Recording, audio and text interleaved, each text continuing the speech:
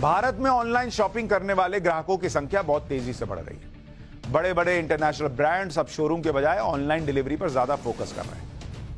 इसलिए इस सेक्टर में रोबोट्स की मांग भी बढ़ रही है।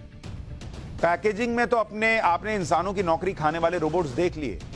डिलीवरी सेक्टर में आने वाले संकट के बारे में भी बताता हूं। जो लोग सोच रहे हैं कि अरे डिलीवरी तो हम ही ना करने जाएंगे, और कौन करेगा। दुनिया की सबसे बड़ी ऑनलाइन शॉपिंग कंपनी में से एक अमेजॉन अब ड्रोन से सामान सप्लाई करने की तैयारी कर रही है। देखिए, ड्रोन उड़ रहा है, सामान लेके जा रहा है। अब सप्लाई कौन करेगा? ड्रोन। तो फिर आप क्या कीजिएगा?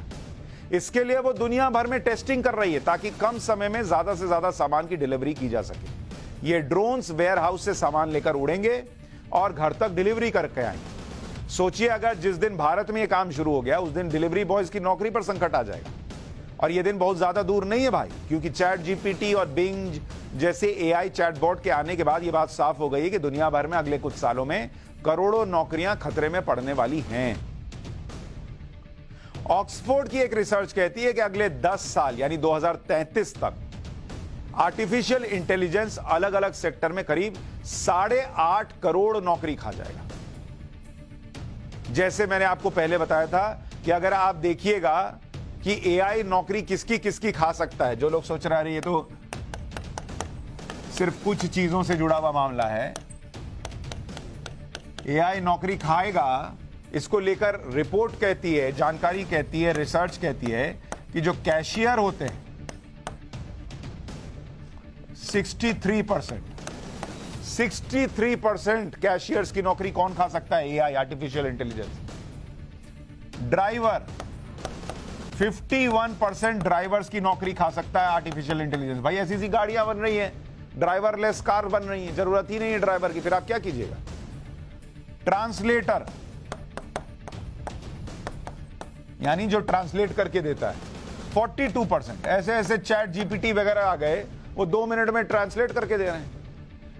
क्लीनर जो सफाई करते हैं उनकी नौकरी पर खतरा है, 21% क्लीनर्स की नौकरी जा सकती है।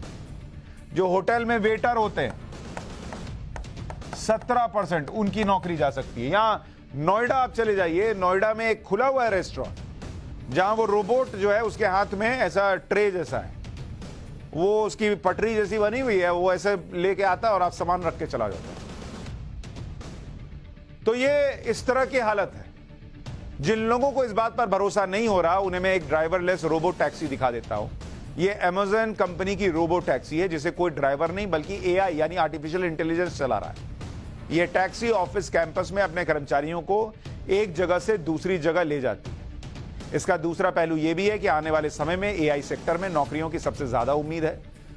भारत में पिछले महीने फरवरी तक एआई सेक्टर में 45,000 जॉब की वैकेंसी थी। इसमें डेटा साइंटिस्ट और ML engineer, machine learning engineer की सबसे ज्यादा डिमांड है। इसलिए इस सेक्टर में अपनी एजुकेशन के बारे में सोचिए, करियर बनाने का विचार कीजिए। लेकिन हर कोई अब एआई इंटेलिजेंस के लिए तो काम नहीं कर सकता ना, या इतना उसी दिशा में पढ़ता हो, ऐसा तो हो नहीं सकता। तो एक खतरा है जो आने वाले वक्त में लोगों की सहूलियत बढ़ाएगा तो कईयों की नौकरी भी खा सकता है। ये एक टेंशन हो रही है।